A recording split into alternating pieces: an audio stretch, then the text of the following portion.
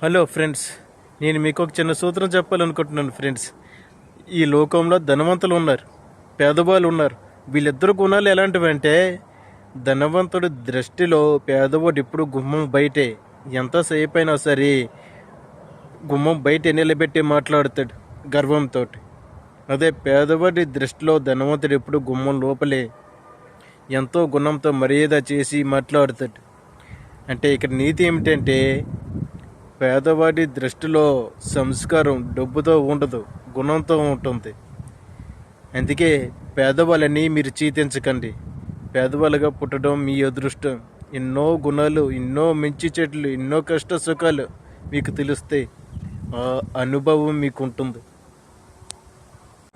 Hello friends, చాలామంది కష్టం వస్తే నా తలరాత బాగోలేదు, ఎందుకు బ్రహ్మలా రాశారని చాలామంది అనుకుంటూ ఉంటారు.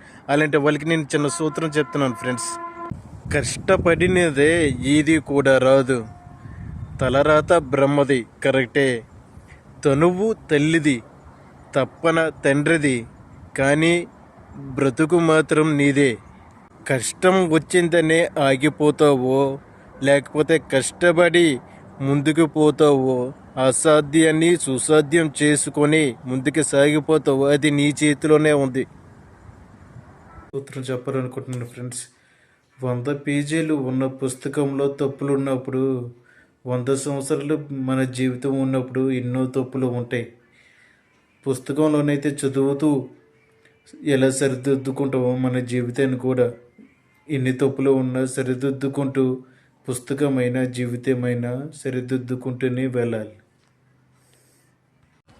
హాయ్ ఫ్రెండ్స్, హలో ఫ్రెండ్స్, బాగున్నారా? నేను మీకు ఒకటి చెప్పాలనుకుంటున్నాను ఫ్రెండ్స్. మీకు ఒకటి తెలుసో తెలీదో కానీ, ఒకప్పుడు ఇంటి నుంచి బయటికి వెళ్ళేటప్పుడు పెద్దల ఆశీర్వాదం తీసుకొని వెళ్ళేవారు. కానీ ఇప్పుడు మాత్రం, ఈ రోజుల్లో మాత్రం ఫోన్లో 100% ఛార్జింగ్ ఉందా లేదా అని చూసుకొని వెళ్తున్నారు. కాలం ఎంతగా మారిపోయిందో చూడండి friends. Hi friends, hello friends, నేను మీకు ఒక చిన్న సూత్రం చెప్పాలనుకుంటున్నాను. ఏంటో తెలుసా?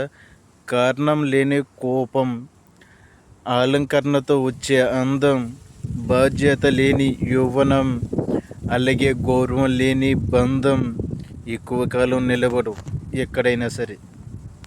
హై ఫ్రెండ్స్, హలో ఫ్రెండ్స్, ఒక మంచివాడు పతనం అయ్యాడంటే దాని వెనక ఎంతోమంది ద్రోహులు ఒకటయ్యారని అర్థం.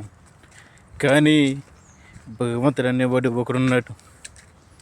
అది కంటికి కనిపించడు, మనిషి రూపం కలిగి ఉన్న వాడు కాదు. అసలైన భగవంతుడు కంటికి కనిపించడాన్ని మానవ జీవితం పంచభూతాలు చుట్టే ఉంటాడు.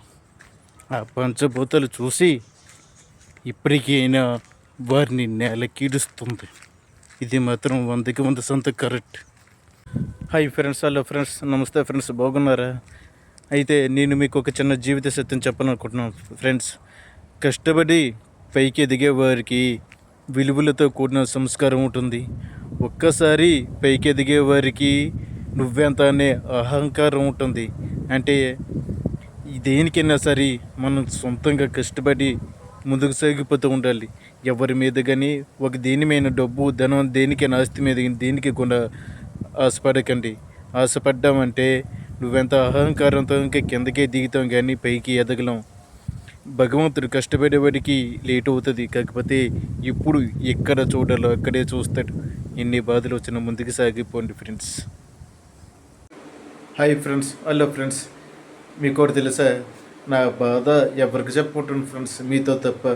మీరే నా బాధ చాలా బాగా అర్థం చేసుకుంటారు. ఏంటో తెలుసా? మా ఆవిడ ఉంది. మా ఆవిడ నా వీడియోస్, నా రీల్స్ అన్నీ చూస్తుంది, కానీ లైకులు మాత్రం కొట్టదు. అందుకే తను పడుకున్నప్పుడు తన ఫోన్ చల్లగా లాగి నేనే మొత్తం లైకులు కొట్టేస్తూ ఉంటాను.